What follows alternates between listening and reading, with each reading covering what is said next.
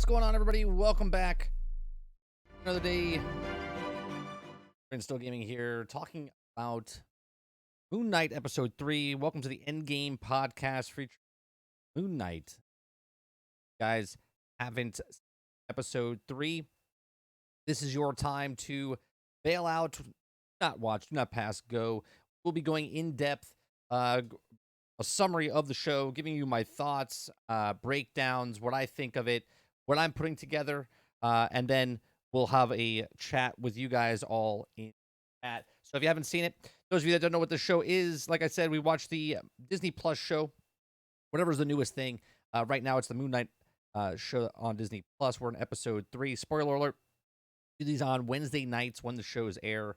So the people that watch it right off the bat can come here on Wednesday nights, 8 p.m. right here, and talk about every single episode that we've been watching. We get your thoughts, comments, theories, speculations, all the stuff as we do after I'm done with the breakdown. If you missed this live, you can catch this on our other channel, Nerding with 30. That'll be uploaded the next day on Friday around noon Eastern time. So we do appreciate you coming out. If you'd like to support us in any way, shape, or form, you can hit that share, like, subscribe button down below.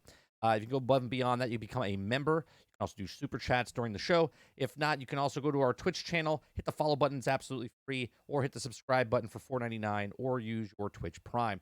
So than that, get to it. All right. So let me bring up you guys, chat. Bring up chat. What's going on, Krebsy?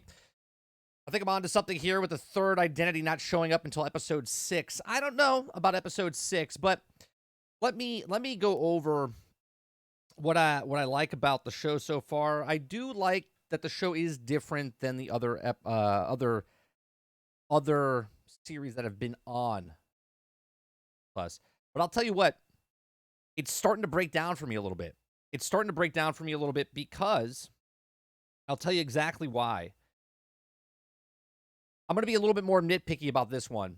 Third episode in. I know there's only 6 episodes total. I'm going to start breaking down why I think the show is starting to lose or waver with me and its character development. Now, obviously, in other shows, when you have a 2-hour movie, you have like 2 or 3 characters that you're trying to, really focus on during a 2-hour movie, right? Usually you have the protagonist and the antagonist. Then you have the sidekicks, but we really don't need to know much about the sidekicks. This episode starts off with Layla, and she's talking to a woman who's creating a passport, giving her identity, fake passport or whatnot. Now, we've had 2 episodes. Now, they're starting to focus on Layla as a character as a whole, and there's a big plot moment in this, at least for me, if you've watched the other Disney Plus shows, that they're starting to develop this character and who she is. And from the opening scene when she's talking to this woman, you don't know who she quite is. You don't know if it's just a regular woman or if it's someone close to the family. It seems like they've worked with the family, and it's not her mother or grandmother or aunt or anything like that. It's someone that's been close to the family that's always done what they've done here as far as make passports, do illegal stuff for her. So that kind of gives a little backstory of what she is. Now, they talk about her father. And as soon as they said her father, right off the bat, I was like, oh, well, her father was probably murdered. And her murdered father is probably someone close that we've already seen. And I was like, I wonder if Mark killed her father. Okay? So this is exactly what I thought. Now, I don't know nothing about Moon Knight, the character itself. I only know Moon Knight as the 3 episodes that we've seen. Now, those of you that want to know how I got these theories and stuff in my head is basically just watching the show and putting 2 to 2 together. I've worked in the industry for almost 20 years, and I understand. It's like a superpower of mine. I can figure out like plot points and stories really good. Okay? And this is going to be the actual turmoil spot here of when she finds out who actually murdered her father. Now, her father was an archaeologist. He followed in the footsteps. Now, we do know that she met Mark, I was going to say Steven, when they were on the archaeology, and she said they went on adventures together. She knows who Mark is. In the beginning of this show, in this episode particularly, she talks about how it's been 10 years. Okay? It's been 10 years. Now, the woman's talking to her saying, "Are you anxious to go home?" And she says, "I don't really know. It's been 10 years," meaning she's known Mark for at least 10 years, or at least 10 years since when they met, because she left after, right? So, last episode, I didn't really bring this up, and it kind of refreshed my memory a bit last week. After the show, I watched other people's thoughts on it, and they did bring up something. They're like, well, if she already knows Mark's problems, right, and know that he has a personality disorder, maybe not a personality disorder, but she knows that he can turn into Moon Knight, okay? Why is she so shocked when she finds out that something's wrong with him? He's made a different personality and whatnot. Now, we do find out in this episode that he moved just a couple of miles down the road from where Mark and Layla lived and whatnot. So I thought this was a little telling. So we know that she's been with Mark for at least 10 years. We know that she met Mark on the actual dig site and with her father and whatnot. We know that Khonshu has been with Mark for quite some time. We don't know the reason why he took over Mark. We don't know why. I'm assuming that Mark was dead and Khonshu used his body as a vessel, as an avatar. So technically, she knows that he could turn into Moon Knight. She knows that he has some sort of powers.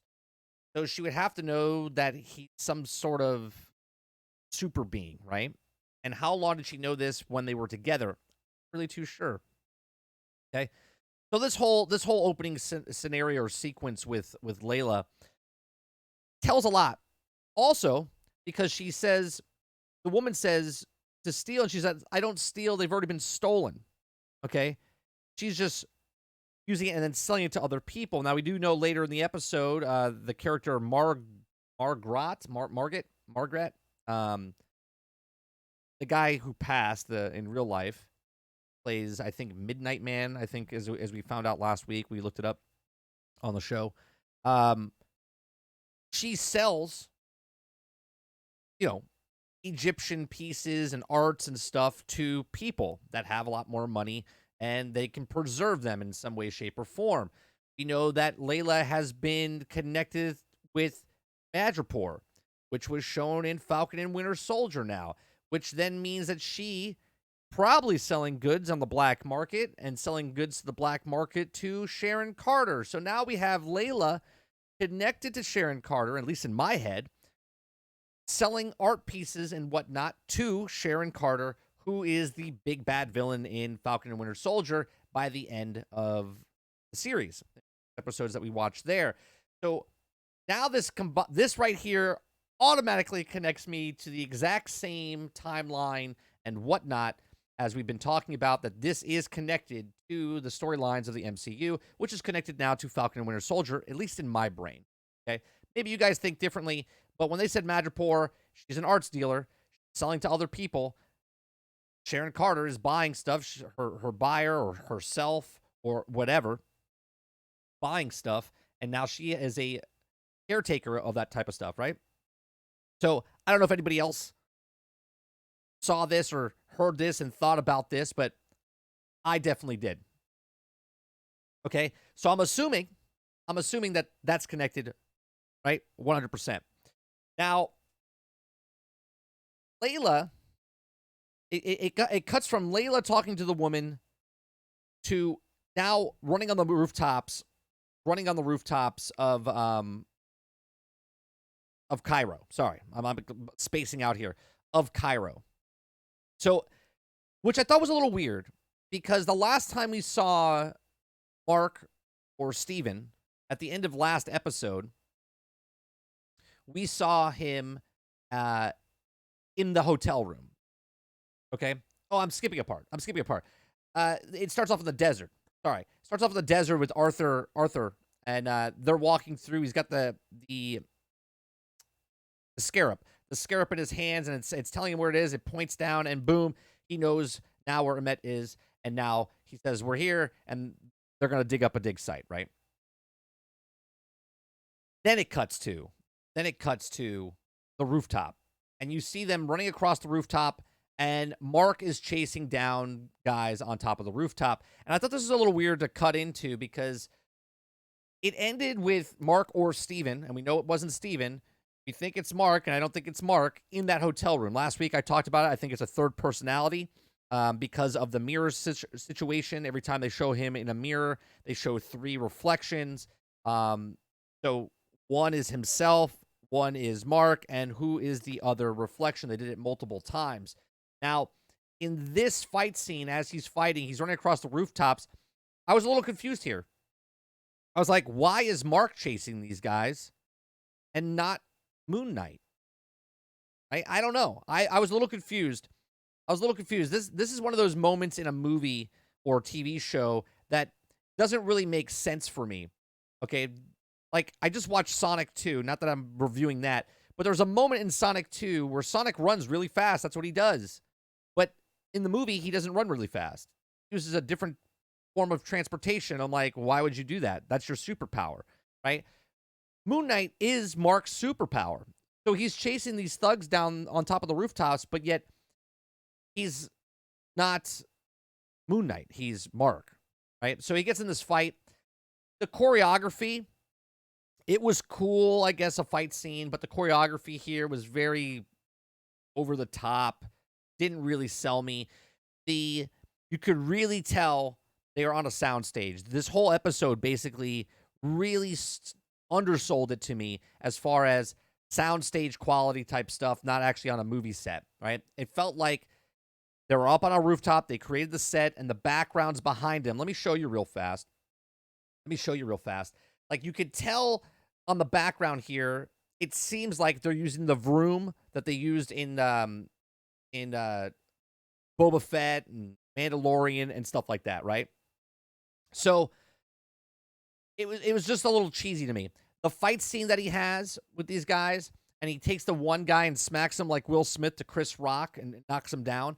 I started laughing a little bit there because he didn't want to punch the kid, even though the kid had a knife, and he was like a bigger man. I don't know. It kind of brings his character into mind. Like, he's a soldier, he's a mercenary, but yet he still has a heart, and he doesn't want to hurt. He doesn't want to hurt people. You know what I mean? Very strange. Gritter says this episode confirms a third personality, and does he need the Scarab to be Moon Knight? I saw Sonic 2, and I was wondering why he wouldn't use his super speed more often as well. Exactly. It's just weird like that, right, Gritter? Could Moon Knight be called out during night and not daytime? Perhaps. Maybe he only can pull out his thing during night. Maybe. But let me push back on that a little bit. If that's the case, and we are all watching the show together, why wouldn't they tell us that? Why wouldn't they tell us that? We're 3 episodes in, and this is one of my problems with the actual show right now. We're 3 episodes in, and we know nothing. We know nothing about Moon Knight. They haven't elaborated on what Moon Knight's powers are. Obviously, we can tell a little bit about what his powers are, right? Because Khonshu last episode's tells a little bit about what his powers can do, and then this episode he says you have to be you need me to heal or whatnot, like this type of stuff, right? So they're not telling us what the powers are. And again, as a person that doesn't know anything about Moon Knight, I don't read the comics, I know nothing about the character itself. The show itself should be telling me what he can or can't do as far as, now, if he can't be Moon Knight, he still does these blackouts, okay? Now, the blackouts from episode 1 and episode 2, obviously, if he can't change into Moon Knight, then he's changing into somebody else, which is the third personality who's murdering all these people. When he kills the guy in the truck, when he kills the guys in the village, when he kills the guys in the thing, these are all kind of stuff. These are all kind of things that they're telling us in the story, telling us it's a third personality, and they even tell us more this time because as he's fighting, he fights these guys on the rooftop and then fights them again in the streets, and then he fights them one more time and then they're dead. And he says, "What did you do, Steven?" And Steven says, "Well, I didn't do it. What did you do?" And obviously that's telling the audience, well, there's a third person, right? Which we found out in episode 1 because Mark didn't ask the girl out to lunch or dinner, right? On a date. Steven didn't ask the girl out to dinner. So there's technically somebody else. And we know it wasn't Moon Knight. Okay. So there's definitely a third personality, if not maybe 4. Okay. There's other personalities that are coming out at certain times. Whatever that is. Again, now back on the rooftop, the choreography was, okay. Then it flashes and he's in a he flashes and now he's in a taxi, which I thought was a little weird because the taxi was 10 feet back from where he started. And then the guys came out of the building as he just beat him up. I was like, okay. So he said to go to the airport. So he just got done. He got into the cab and the cab moved forward. And then he says, he sees the guys and says, "Where am I going? Where are you going?" But it seems like he was in the cab for a bit. The cabbie was like, "Where's my money?" and whatnot. If he moved 10 feet, I don't think he would have been really screaming that. Other like weird things. Again, the scenery in this really sticks out to me. Really sticks out to me. He jumps off the staircase. He's on top of the truck, and then the way they cut this. Okay, so there's let me see if I can explain this in a little bit better without getting marked off of YouTube for copyright infringement. There's a moment where he's chasing the guys through the street. Okay, chasing the guys through the streets, and there's a lot of jump cutting going on here. Okay, so there's a moment where he's chasing the guys around the streets, which is here. Okay, and then from here, I'm gonna try to freeze frame it a little bit. They go around a corner. Okay, they go around a corner, and they end up here. Now, when they went around the corner from where he came out of the place to where he's going, obviously this is a set. Okay, 100% set. Even though there's a lot of people on the streets and it looks like it's a big deal, it's a set, 100%. Okay, obviously it's a movie, but there's sets and then there's real life set. This is a set. Okay, even if it's blocked off or whatnot, where he walked out of to where he started running to where he got around from, they're using the same things but different corners of the stuff. Now, I know a lot of people don't notice this stuff because everyday average goer people, okay? But I see this, and then he runs around a corner, and the next thing see is that all of a sudden the guy comes running around the corner, and let me see if I can if I can really show you, okay? So as he runs around the corner, you can see he runs around the corner here, right? And obviously, there's the fountain and whatnot, and there's the cabs, and they cross the corner, and now they end up on this corner. Now you see the guy on the lower corner here, and then as he's running, now you see this guy here. This is the second guy. Okay, so editing in this really pulled me out of this, right? And I know you think I'm nitpicking, but it really pulled me out. You see him here, and then all of a sudden, here he is behind the truck. Okay, behind the truck, and he's running outside of the alleyway. Okay, and then so much so he runs past the truck. So now basically they've rewinded. They rewinded the cut. Then he jumps off the truck, right? He runs across the truck and jumps off the truck, and then he jumps off the truck again. Bad editing. Okay, and then he lands. Where does he land? He lands behind the truck on a padding because there's a pause. Switch players, all right, because obviously that's not Oscar Isaac jumping off the thing, and then he runs out from underneath as Oscar Isaac, right? Lots of bad moments in this particular episode. And again, I know people think I'm going to be nitpicking the people that watch this, but this is what I'm pointing out. This episode's editing was pretty bad. The choreography of this was pretty bad. You like the cheapness or the rush version of what they were trying to portray on these cuts. So this running from left to right and then right to left and then from upper corner to the... They're making this chase scene bigger than it is, and really, it's not that big, okay? I'm a little ahead, but the Egyptian delis pissed me off too. because no group is going to take the word of a minion or group over that of an actual member of the organization without investigation. Right. Okay. So as you can see, they're running through the same courtyard over and over again, passes the same sign multiple times. Okay. Runs down the alleyway, and then he catches up to the guys. Now, obviously, on top of the rooftop, Mark is Mark, the mercenary, fighting guys, with knives, and he beat their asses the first time. Now he's fighting them inside the alleyway, and as he's fighting, he gets overtaken by the guys with one punch. He gets knocked out with one punch. Okay? Sees his reflection, says, stop, blah, blah, blah, and moves on. He gets whacked in the back of the head, and he's done. Next thing we know is he flashes forward. Again, he blacks out, hits the floor, blacks out, and then ends up, and he comes back, and he's killing a guy. Turns around, killed the other guy that knocked him on the back of the head. And I think this moment right here, I don't think that's Steven. I don't think that's Steven. I think that right there, okay, even though it says Mark, then who was it? He looks at this blade, and that is the third persona. That is the third persona of the person that is doing all the killing that he just blacked out from. Okay? Not sure, but that's what I get. Now, another thing here is that Mark grabs the kid. Khonshu says, hang him over the edge. He'll talk. Right? So he hangs him over the edge. Then all of a sudden, the kid says, you know what?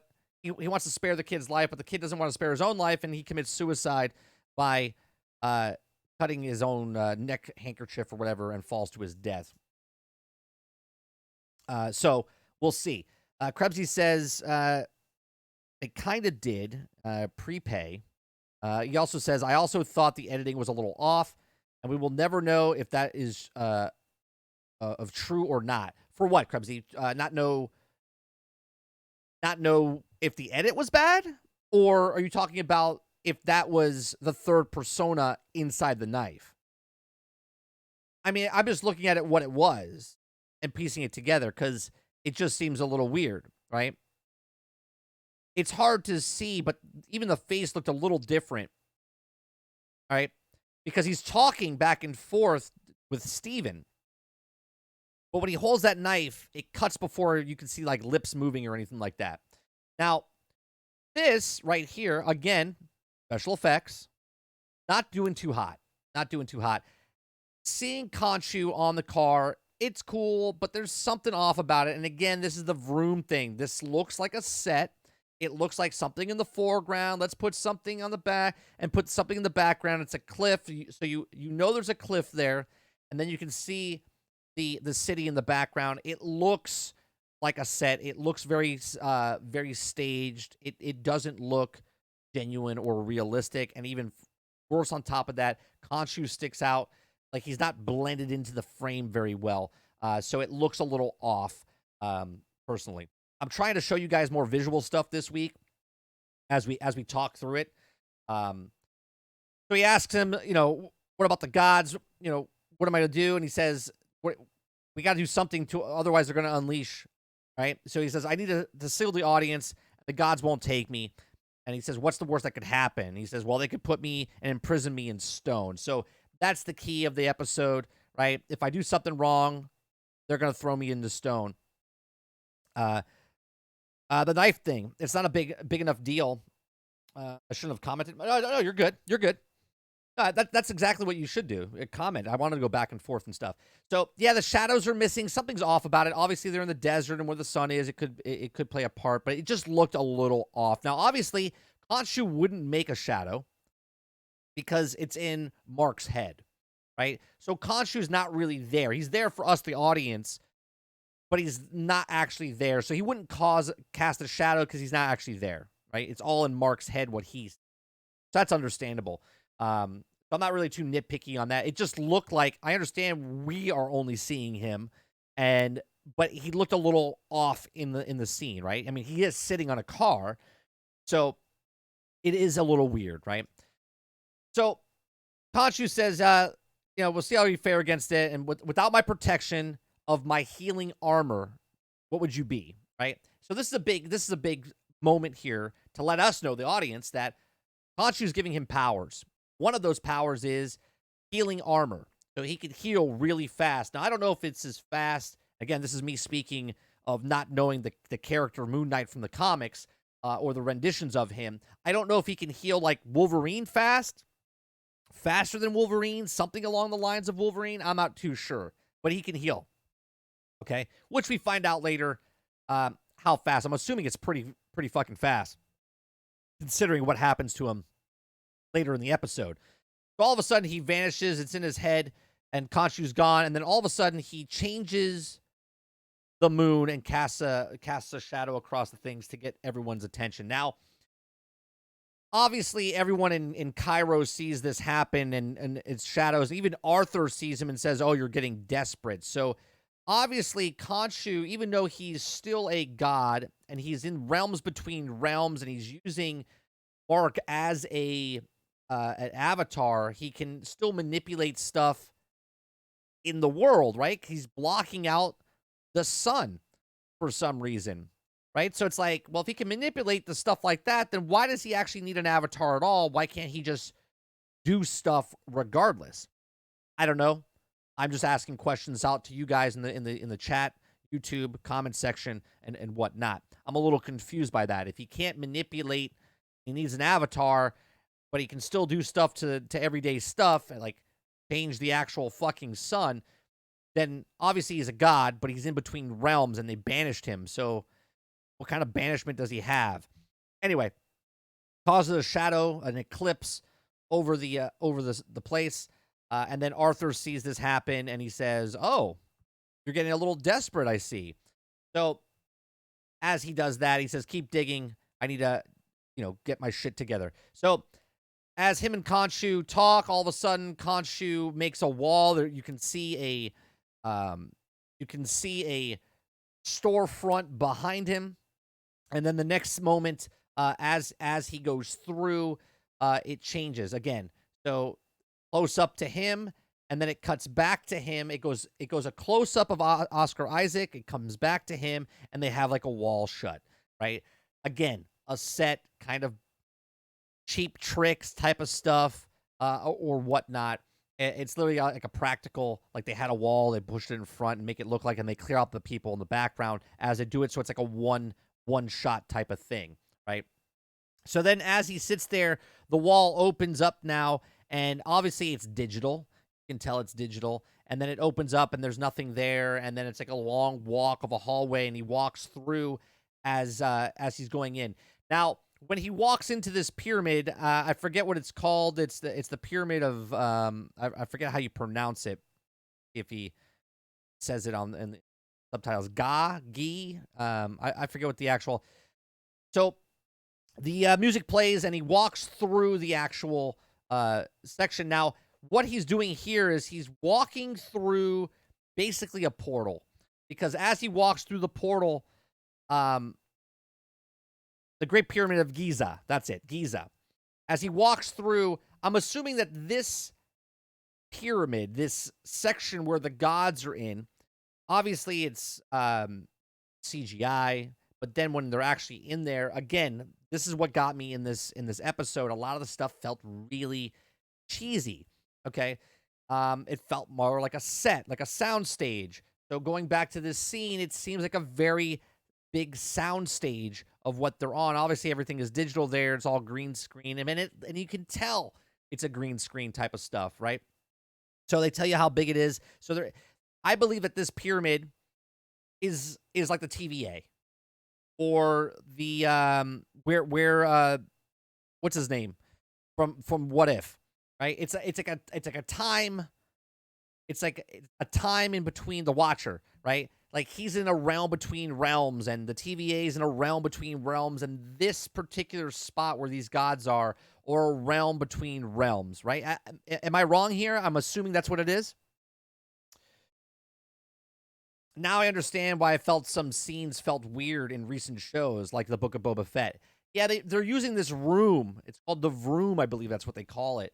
Where the foreground, they put something in the foreground, they put something on the edge of the background, and then it's a screen, which is really cool technology. Epic Games with the Unreal Engine has been doing all this stuff, and it's cool, but at the same time, you can really tell because it looks a little cheesy in times, in moments. You can see it in the trailer with Obi-Wan as well, in the desert scenes, whatnot.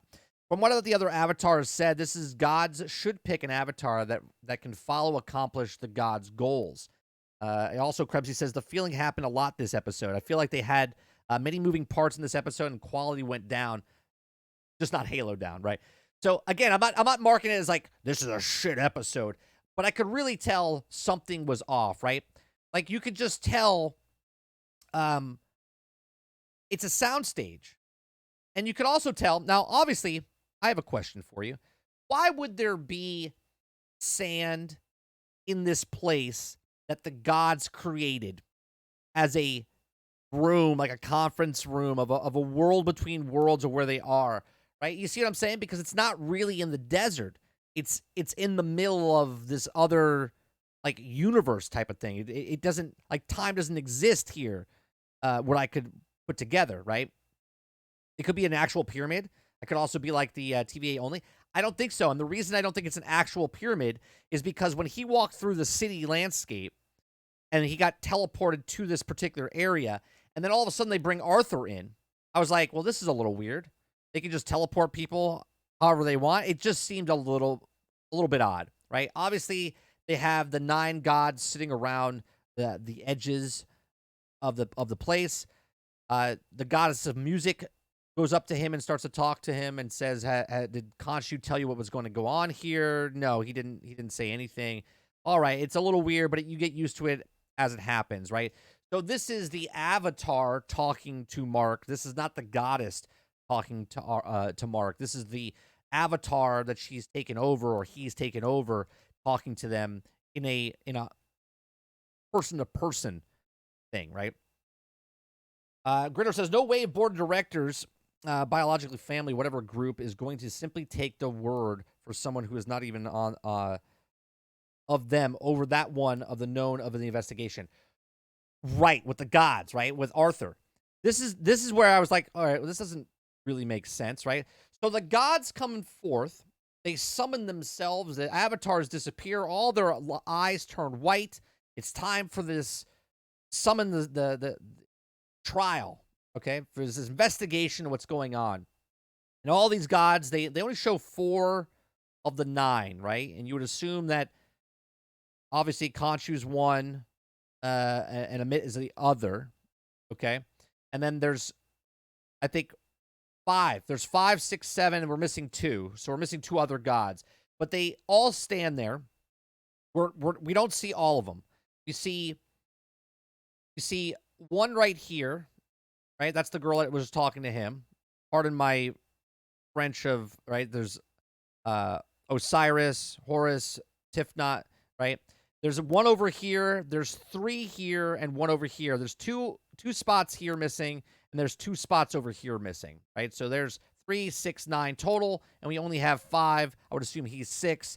Ahmet is 7, and then we're missing 2 more gods, which we don't know about yet. Or we of them, I guess, but we don't know about them. So a lot of stuff is happening here, right? We still don't know who Mark is as a person. We barely got to know Steve or Steven as a person. Now Layla's in this episode, and now all of a sudden we're learning a little bit about Khonshu. Episode 3, lots of things happening, and I feel like the pacing of this episode was a little bit rushed, a little bit, whatnot, trying to rush through certain things. So Osiris starts to talk to Mark, and then Khonshu starts to yell in Mark's voice. I thought this was a little weird. Obviously, the other gods are communicating through the avatars, so the avatars are being the vessels to talk to each other. But when Mark is talking. It's not Khonshu talking. Like, we don't hear that really big voice or whatnot. We just hear Oscar Isaac talking, or I should say Mark talking in his voice as he's screaming to them. And he says he was banished.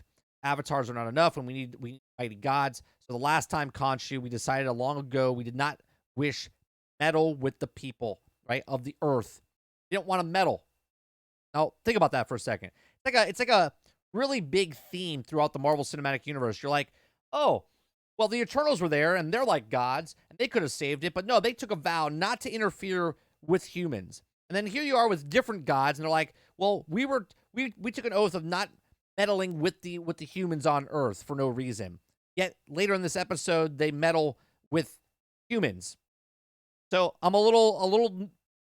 They're not sticking with the stories here, right? They're not sticking with their stories here. So as he says, judgment against Arthur Howard. How do you pronounce it? Harrow, right? Arthur Harrow. All of a sudden, boom, they bring Arthur in. They just teleport him in. And he knows what's going on. Like, he doesn't feel weirded out at all, right? He's like, oh, all right, well, I'm back here again, right? Because he was Khonshu at one point. We know this from the last episode. So they bring him back, and then all of a sudden, he starts saying, well, I'm not doing it. He wasn't really lying. He was just saying that, he was sick. Mark is sick. He's a person that's sick, and Khonshu's sick. And all of a sudden, no trial, no nothing. They're like, yeah, we believe you. We'll take your word for it. We don't know Mark. We know you because you were Khonshu before. So I'm assuming that's why they took his word over it. It was just really weird, right? It was just really weird when this happened. Okay. Krebsy says Arthur was also an avatar of Khonshu in the past, so maybe he was goodwill with the other avatars and gods. I don't know. I think Khonshu was still banished at the time. He was just an avatar at the time. Okay.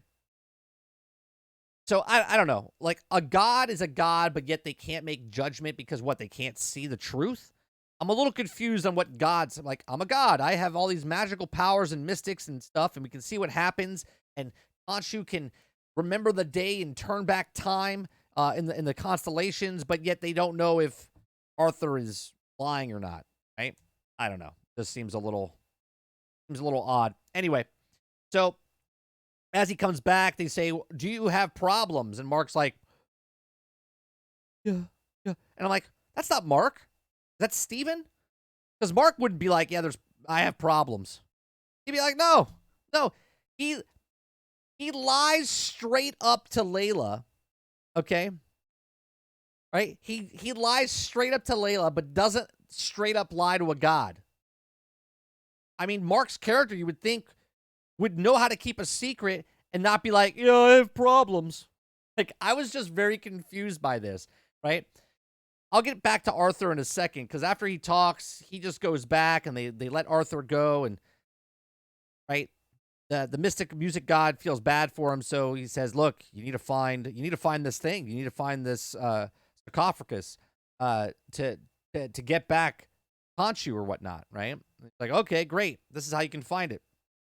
So back they go to the soundstage. And this is so weird, right? Here we are back at the exact same location we were before, which is the landscape that he ran 15 times by with the same people later, right? Everyone's in the exact same spot. Now there's a vendor in the middle of the street. And as you can see, Mark comes out and starts to walks up to a guy. Looks a little weird. It's like they filmed it the same day, right? Like, I mean, physically filmed it the same day as they did when they, right? So as he walks in, he says, I'm looking for, such and such. And he's like, oh, and Layla just happens to show up. He's drinking some juice out of a bag and whatnot. And it's just very strange. Everything about this is very strange. And then, boom, cuts to a nighttime. They're in a boat, traveling the waters. And this is the moment where you would feel like Mark and Layla, his wife, okay?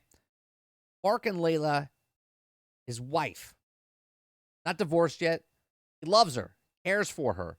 There is like no connection at all during this ride. There was this one moment where Layla sits up and puts her hands and just touches his hands underneath, right? And tries to figure out, because you can see that she is just not really loving it. And then they hear this woman make the right, and they go, oh, that brings back memories of our wedding, right? I haven't heard that since our wedding. But there's no emotion or connection. There's this moment where she touches him, Okay. And this is the first time we actually feel, besides Steven on the back of the scooter, okay, when he's touching her and doesn't know what to do because he's very prude when it comes to women, Steven anyway. Mark has been with her for years. Okay. Been with her for years. And there's just like no emotion whatsoever connected, I felt, when they were talking to each other. Okay. Duke's just talking about things that technically weren't even shown yet. There was moments of a third personality when he does the blackouts and they don't know who's killing all the people. Obviously, that's a third personality, which we already covered, right? So, says we never really talked about everything, right? We just never talked about this whole stuff. And he's like, yeah, I know. I don't really want to know. You can tell he's hiding something. You can tell. Why won't he open up to her? She knows he's Moon Knight. She knows he can transform into this. He knows, or she knows, there's something up, yet he doesn't tell. But yet he couldn't lie to the gods, but he lies to his wife. Okay? As they get on land, all these people on the land, they look backwards, they see a boat. Okay? Right? And they don't know who it is, obviously. It's got to be Arthur. They actually even say something like, oh, is it Arthur's men or something just sitting in the background watching us? And then they show up to this house party. I would assume it's like the Hugh Hefner of this area, okay? Guy is training in this combat, and they say, oh, he throws a party? No, he hires the best people to teach him how to fight. Okay? So that's to establish that this guy is a fighter. He knows how to fight. Yet no fighting is done, okay, besides horseback. Then we have the dude's bodyguard, which I don't remember his name. It was like Bits or Blitz or something like that. And they mentioned the Madripoor. After Madripoor, I'm sure you two will have a lot to talk about, meaning that the rich guy, Margaret, whatever, was in Madripoor. Meaning Layla was in Madripoor. Meaning they're probably dealing, which I brought up earlier, with Sharon Carter, you know, and dealing with stuff over there. Okay, so connected. Boom. Okay. So as they're sitting here, guy comes over. It looks like there's more connection with Margaret and Layla than there is with Mark and Layla, right? It's like they've hung out before in Madripoor, and obviously Mark wasn't there, right? Because she's a arts dealer or whatever. And they have this like conversation going on, and it felt a little weird, right? So as they're having this conversation,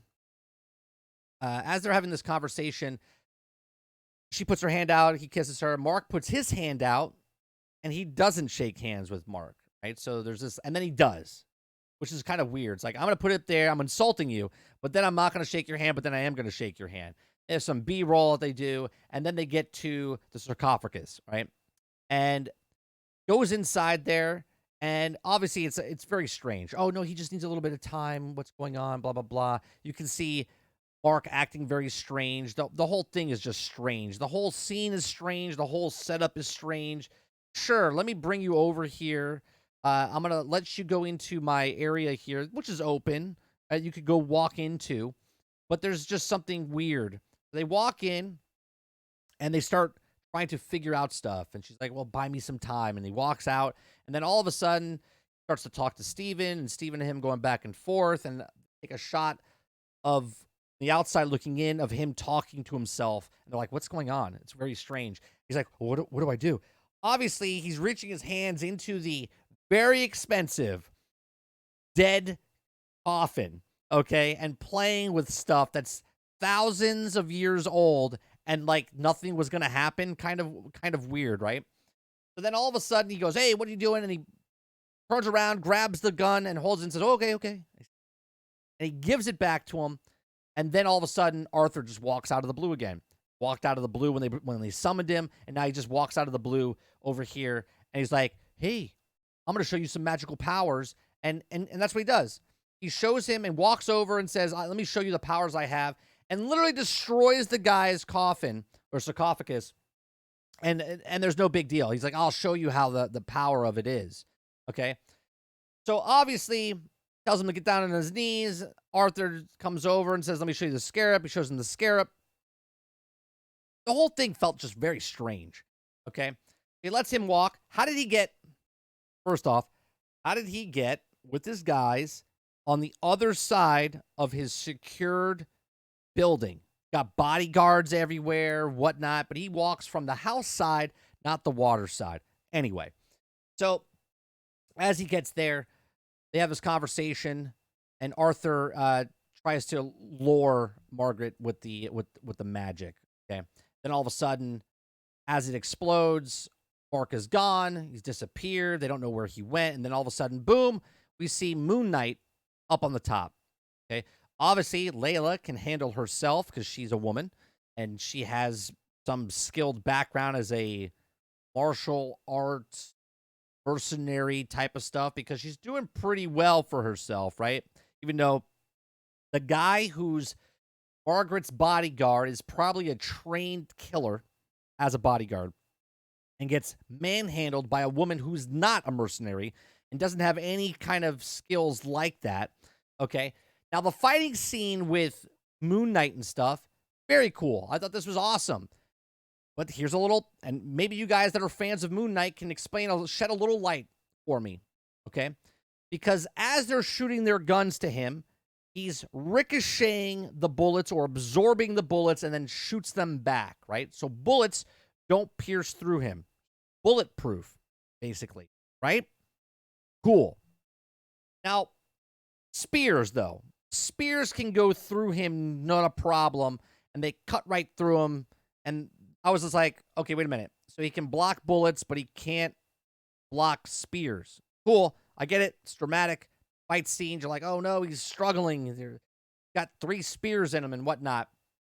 Okay. Layla's having a fight with the bodyguard, and she's holding herself pretty good. And then all of a sudden, she takes off her necklaces and stabs him. And then that dude is dead or hurt or injured or whatnot. Moon Knight's strangling somebody, and then he gets stabbed, and then all of a sudden, Steven comes back as Mr. Knight. Mr. Knight, they kind of make this joke. He's like, I got it. He comes in, he starts to fight. He's like, okay, and then he gets stabbed. He's like, no, take it back. Kind of comedic type of thing. This is a thing I've noticed. They can't let, like, a superhero moment be a superhero moment. You guys remember me talking about, like, Star Wars, like, doing something and letting it breathe? Like, last week, when Mr. Knight got hit and then did the superhero landing, literally a half a second later, he falls over like a doofus. And then they don't let a superhero kind of breathe anymore. They make a joke, they say something along those type of lines. So all of a sudden, Mr. Knight comes back, he gets stabbed, he says, no, he comes back, and then Moon Knight comes back, and you can see them shifting in and out from each other.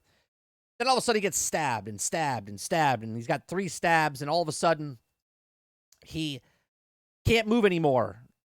And all of a sudden he sees Layla on the ground, right? He's mad, upset, he's scared, doesn't know what to do. Even though she just took on a bodyguard twice her size, maybe 3 times her size, she comes running to Moon Knight's rescue.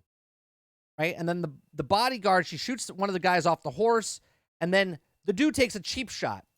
Takes a cheap shot at Layla, hits her with the spear. So now she got hit with the spear. Fine, by the way. We're worried. Okay. Now, why is this scene here? Why is Mark, taking off his mask to scream Layla? Why couldn't he say Layla when he had the mask on? Why did he have to pull Moon Knight's helmet off to convey that he was angry? Right? Wouldn't we know as an audience? Wouldn't you think as an audience that obviously there was really no chemistry, but wouldn't you know as an audience if it's her husband gets knocked down and he says, Layla, with a mask, okay? Here, let me try it. I got my face covered, right? Layla. Or Layla. Like, Did either one sell you differently? No? Okay. He could have kept the Moon Knight mask on. Obviously, we know that he's going to be upset if Layla got injured because he's going to save her because he doesn't want anything to happen to her, hence why he's trying to divorce her so nothing happens to her because he loves her, but doesn't want to really tell her the truth because he actually killed her father and doesn't want to tell her that because he had to because of Khonshu and whatnot. There's this whole story on the underline of why it happened, but we just don't know it yet, right? It's the eyebrows. I got it. It's the eyebrows. Right? So then obviously he gets up and all of a sudden, boom, spears pop out. He kills everybody and he runs at him. And then he throws his moon stars and kills the guy. Now, I don't know if they did this because we know the actor is dead in real life. Rest his soul. The actor that was playing Margaret, the guy who plays Midnight Man, I think that's the guy's name, right? I don't know if he was just supposed to ride off into the sunset type of thing and then we'll see him next episode, or because he died in real life, they made it look like he killed him. And you hear the as he rides off into the smoke. It says on IMDb he's in there for 4 episodes, so I'm just going to assume that he got injured. And obviously, if I didn't look at IMDb, you would know that he's maybe killed, but he comes back. And then he gets his respect, and they work together as a team because, reasons. So Khonshu is up on top watching all this, and then all of a sudden, boom, they're in a cutscene in the car. Layla's driving. She has no injuries whatsoever. No bruises on the face, nothing on her arms. She just got manhandled by a bodyguard who's a trained killer. Just got smacked broadside by a spear that went through Moon Knight 3 times, and she's fine. Fine. Now, as they're in the car, you can tell that what was Arthur talking about? What does he mean about if you only knew what was he talking about? And at that moment, Mark's like, no, he's just trying to get in your head. Don't make him separate us. He's just trying to divide us, right? But meanwhile, the big fucking thing in the room is, at least in my head, is that she doesn't know that Mark killed her father. Okay? Dun, dun, dun. Right? That's what happened. Right? Did anybody else get that? Anybody else get that? Or did I just break it for people that are like, oh, I didn't even think about that. Okay? 100%. This is going to be a problem. Okay? So much so, that there could be something along the lines, right? Something along the lines of, by the end of this series, Layla could be a villain for Moon Knight in the future because her wife hates him or whatnot. She becomes a villain, gets possessed by another goddess or god in some way, shape, or form. And basically, her eyes right there pretty much say what I'm thinking. Okay, like, oh, okay. But that might happen. I'm not sure. I'm still playing with that type of feel. But once she finds out, I don't think she's going to be like, I forgive you. Right? Because he's being torn apart by himself by saying, look, I don't want you to get hurt. I had to kill your father. He got in the way, blah, blah, blah. I had to, blah, blah, blah. Whatever it is that's going to happen. So as they're having talk back and forth, you can tell that as she actually says, he says, let me get, I have no idea, he says. Then she says, I never told anyone why I really moved. Okay? I mean, but he knew. He just saw right through me. Okay? And you can see these eyes. And those eyes tell everything. Like, oh, man. If he only knew, he does know because I killed your father. And he doesn't. I hope he doesn't tell you that. That's what it is, right? Okay? So he's like, yeah, he's just trying to mess with you. He's just trying to get in your mind. He's just trying to divide us. Don't let him do that, right? Don't let him do that. So that's basically where it's at, right? They find the place. I've spotted them. This is another weird thing. I've spotted them, right? Like, how bad is this? Okay, let me rewind for a second. Okay, you can see him looking off to the distance as something's happening here. Hold on, let me get the spot. Okay, the dude in a van in the middle of a desert. Okay, they're on a road. It's dark. I get that. The dude is sitting in the middle of a desert in a car. One car is driving up, and he says, "Got them." And you're telling me nobody sees it? They're driving up and they don't see a car with a guy in it saying they see him? I don't know. Just a little weird. Okay? So as they drive up in the desert, they're on their way to the thing, and I have to say the shaky camera there, it was just horrible. They could have easily done the pan out shot that they end up with here as they're driving across, right? And as they pull up, they see this. They sit down and like, we really need Steve. Steve needs to come out. Mark, go away. What do you make of this? I don't know. I just can't figure it out. So Steve comes and pieces together. He moves 10 feet away. Instead of staying on the car, he grabs all the stuff, takes some tape, and makes a star of the patterns of the thing. Says these are the constellations, but back in the day from 2,000 years ago. And then Khonshu says, I know that day. Okay, obviously he knows that day. Okay, as Steve talks about it, okay, you see this look on Layla's face. And Layla is looking at Steve like she probably looked at Mark at one time, right? She probably fell in love with the part of Mark's brain that is Steve, okay, but not Steve. And Mark is like disconnected, and Steve is who she really likes, okay, because in the apartment when they talk about the poem, like, that's my favorite author. She's like, no, that's my favorite author, right? And then there's these adventures we went on, and he's like, well, he sounds like a complete like tool, right? So this makes you wonder, Mark is her husband, but did she fall in love with Mark? Because Mark's a mercenary. Mark is this killer. But did she fall in love with Steve? And was Steve the one that was at the dig site and with her up here in the brain, but not physically there with her, right? Because look at the eyes that she's looking at with him. That's the eyes of love. There's more connection there with when Steve says something than when Mark says something, which I find a little odd. Now, another thing that was like, look again, look at this face, right? She's smitten by Steve talking about Egyptian culture and stuff, right? So I find it very strange. Like, who did she fall in love with? Who did she marry? She married Mark, but did she really fall in love with Mark, or did she fall in love with Steve? Type of thing, right? Even though Steve's accent, she doesn't like the accent. So Khonshu says, I remember where it is, and he says, but I need help. So then all of a sudden, Steve turns into Mr. Knight. She's running around with the most perfect Wi-Fi out in the middle of the desert. I can't get fucking 3 bars or 1 bar on my property when I have like Wi-Fi and stuff. She's got a tablet walking around doing some analyzing in the middle of a goddamn desert. I don't know who her provider is, but I want to know, because they should have had an advertisement there. Okay. She holds a constellation. All of a sudden, Khonshu says, if I do this, the gods are going to make me into stone, but this is how it's going to be. This is how we're going to find it.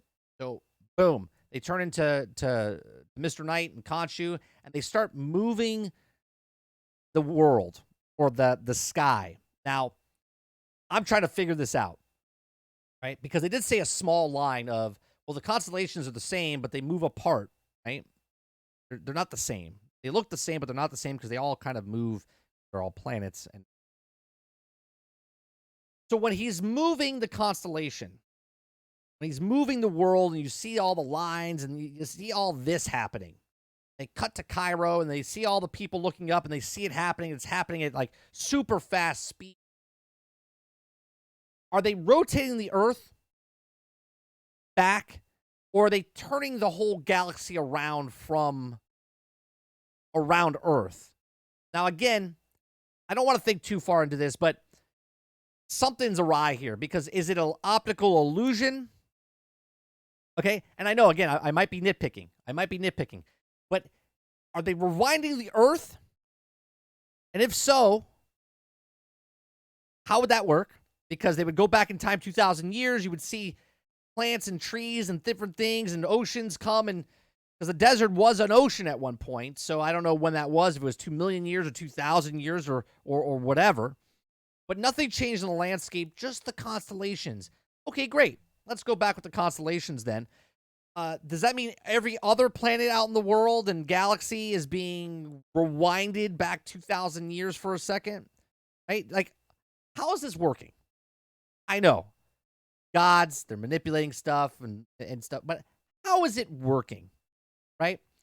Anyway, he turns the whole thing. Okay.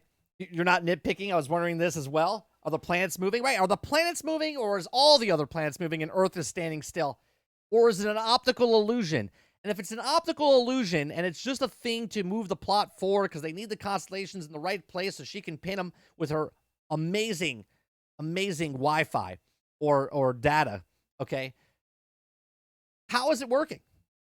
If they could do that, it's just in his head. She's seeing it. Thousands, millions of people are seeing that means everyone in the world is seeing it, right? Or is it just the section in Cairo is moving? I don't know. Lots of questions. I think they hate people like me asking these questions, but that's what it is, right? So they keep moving it, and then all of a sudden, impromptu meeting by the gods. The gods show back up on the sound stage, and right, everyone saw the eclipse. Well, not everyone gets to see an eclipse around the world. Like if it's eclipse in Egypt, it doesn't mean I can see it in Florida, right? Obviously, it's nighttime here, daytime there. It's a completely different thing, right? So now they have a party, and they take the avatars and they start holding hands and summoning and creating a monolith that comes out of the ground that makes stone figures where they're taking Khonshu's soul and now banishing him even further, because they banished him, but now they banished him to banish him into a stone cutout. Okay, so they do the whole thing. Layla gets the coordinates, and it's like a couple of miles. It's 29 degrees north, 25 degrees east. My God, I guess it means it's close. Okay. Then Arthur sees it happening, and then all of a sudden, when she sees him get knocked out, says, Mark. But then when she says Steven, or she says Steven, sorry, she says Steven, like she really cares. Then when she says Mark, she's like, Mark? Steven, like, who are you? Obviously, here's what I think is going to happen. Okay. Steven and Mark are both gone right now. When he awakes, will be the third personality. That's what I think. Okay. So now Khonshu's stuck in the stone statue. Now, why you would bring Arthur back into the realm to tell him what they've done, I'm completely confused by this. Why, once you put Khonshu in the statue, stone cutout, why would you go get Arthur and bring him back to this area and be like, have some time? Like he's saying bye to a dead person, like it's his mother or father. Like, what is this? Why would a god bring a person that's not a god into a god realm so he can talk to the god? Right? Makes no sense. I'd love to hear your thoughts on this, chat. Comment section down below. What the hell was that last part? Anyway, says his sort of like his plans, enjoyed dealing without pain on your behalf. He liked doing the stuff that he did for Khonshu. Basically the way they end it is that Batman made Joker and Khonshu made Arthur, and Arthur, you know what I mean? Like that's what type of thing it was. So that's the show, right? That's the show. And I thought overall, it was okay, but it got really weak. It got really weak in the production value for me. It got really weak with the storytelling for me. The edits were pretty bad, and they did a lot of jumps, and without ever flushing out anything, they moved it too fast to push it. It's like, oh, hey, Layla, how are you? Hey, let's go on this boat trip. Hey, let's go find this thing. Hey, let's get out of this thing. Hey, let's go find... They had more scene setups where the first episode was his apartment and I believe the museum, right? That was it. The museum and his apartment. The second episode was like his apartment outside a little bit, the museum, apartment, and then the place where Arthur was. Okay? And then this episode was all over the fucking place. All over the fucking place. So it's very strange to me what it was. I do like the episode. This is not my favorite episode. I still think this is the best series going on right now of all the Marvel shows that have been established. But this one was a little weak for me on the production side. The best parts about this was the Moon Knight fight. I thought the Moon Knight choreographed stuff and seeing him fight was really cool. I could have done with a couple things, and that's me nitpicking on that fight. The actual fight stuff was actually pretty cool. But the rest of the episode, I was just like, what is happening? Like, production value went down really, really fast. I don't know if it was time restraints of like, we're only on set for like 3 days, we have to make this happen, or whatnot. It just seemed very, very odd. Let me know your thoughts in the comment section down below. The show's not over. We are going to do the call-in section, but if you're listening to this, please make sure you share, like, and subscribe. If you'd like to go above and beyond that, you can become a member. We do this every Wednesday nights at 8 p.m. Eastern. I appreciate it, and we'll see you guys on the next one.